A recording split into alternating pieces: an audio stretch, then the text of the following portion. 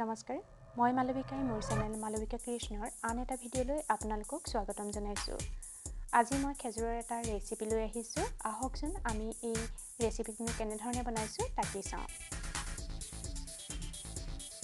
প্ৰথমে মই খেজুৰৰ গুটিখিনি উলিয়াই ল'লোঁ আৰু ইয়াতে মই গৰম পানী দি কিছু সময় ৰাখি থম। তাৰ পাছতে মই এইখিনি পেষ্ট কৰি ল'ম। এফালে মই এখন পেন লৈছোঁ আৰু পেনখনত অকণমান বাটাৰ লৈছোঁ।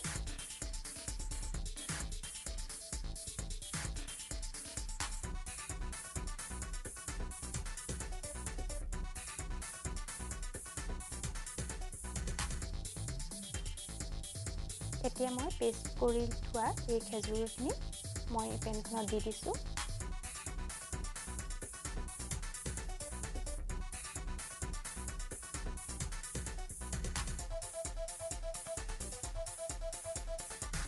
খেজুৰখিনি অকণমান পনীয়া পনীয়া হয়তো দেখিছে। মই যেতিয়া পেষ্ট কৰিছিলোঁ তেতিয়া অকণমান পানী ব্যৱহাৰ কৰিছিলোঁ, কিন্তু চিন্তা কৰিবলগীয়া কথা নাই, যিহেতু গেছত দিয়াৰ পিছত এই পানীখিনি শুকাই যাব।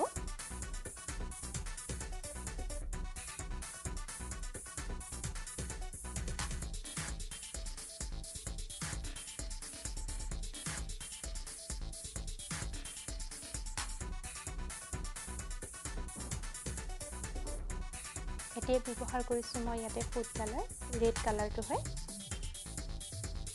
ইও একেবাৰে অপশ্যনেল, যদিহে ব্যৱহাৰ কৰোঁ বুলিলে কৰিব পাৰি আৰু নকৰোঁ বুলি ভাবিলেও নকৰাকৈও থাকিব পাৰি।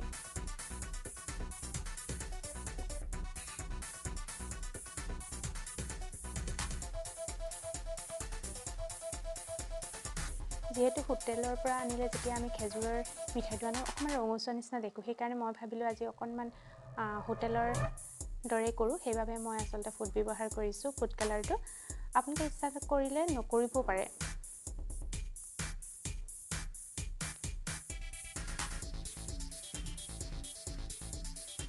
এতিয়া মই এটা নাৰিকল ৰুকি লৈছিলোঁ। ইয়াৰ নাৰিকল এফাল লৈছোঁ, সৰু নাৰিকল এটা, আৰু সেইখিনি মই ইয়াতে মিক্স কৰি দিছোঁ।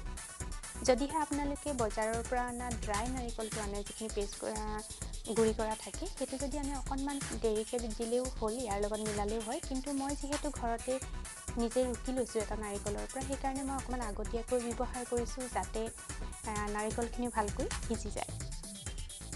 এয়া চব লাহে লাহে আমাৰ পানীখিনি কমি আহিলে।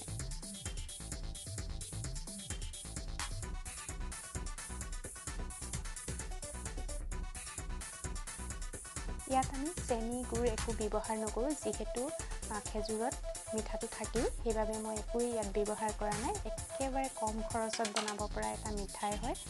আপোনালোকে এবাৰ ঘৰত বনাই খাই চাব, খাবলৈও ভাল।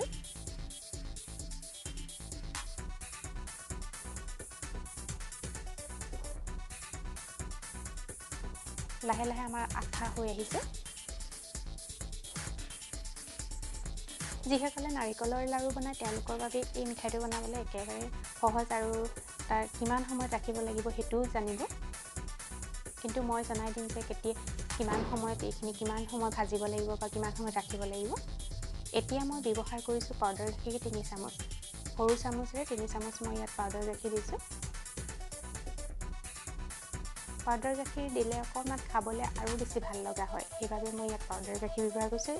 এইটো অপশ্যনেল, যদিহে নিদিওঁ বুলি ভাবে নিদিয়াকৈ থাকিব পাৰি।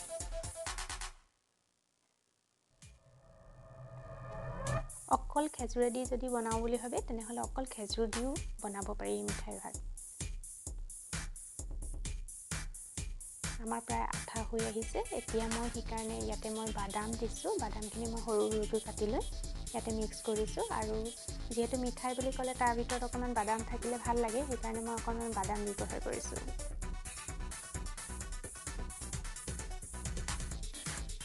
ইয়াতে পূৰা আঠা হৈ গৈছে, আৰু কি হৈছে পেনখনৰ পৰা এৰিও গৈছে। এতিয়া মই হাতত অকণমান লৈছোঁ, লৈ এনেকৈ যদি মই যেনেধৰণে কৰিছোঁ এনেকৈ গোল কৰি যদি হয়, গোল এটা হৈ যায়, তেতিয়াহ'লে জানিব যে আপোনালোকৰ এই মিঠাইখিনি হৈ গৈছে। এয়া চাওক সুন্দৰকৈ এটা গোল হৈ গৈছে। যদি ইমানটো হয় তেতিয়াহ'লে আপোনালোকে ৰাখি থ'ব। এতিয়া মই এইখিনি উলিয়াই লৈ হাতেৰে এনেকৈ দীঘল দীঘলকৈ কৰি লৈছোঁ।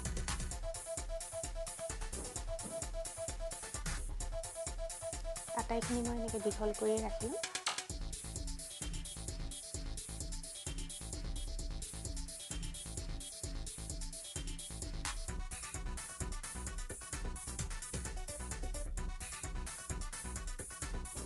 এইখিনি আমি কিছু সময় ঠাণ্ডা হ'বৰ বাবে ফ্ৰিজত ৰাখি থওঁ। তাৰপিছত 1 ঘণ্টাৰ পিছত মই এনেধৰণে আকৌ উলিয়ালোঁ ফ্ৰিজৰ পৰা। উলিয়াই লৈ এইখিনি মই ইয়াতে বগা তিল লৈছোঁ। তিল লৈ এইখিনি মই ইয়াতে লগাই দিছোঁ, কাৰণ অকণ ডেক'ৰেশ্যনৰ কাৰণে দেখিবলৈ ভাল লাগে তিলখিনি এনেকৈ লগালে। সেইকাৰণে মই এনেকৈ তিল ব্যৱহাৰ কৰিছোঁ।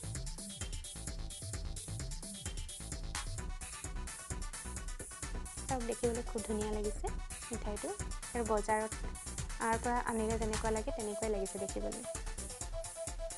আশা কৰিছোঁ আপোনালোকে ভিডিঅ'টো ভাল পালে। ধন্যবাদ।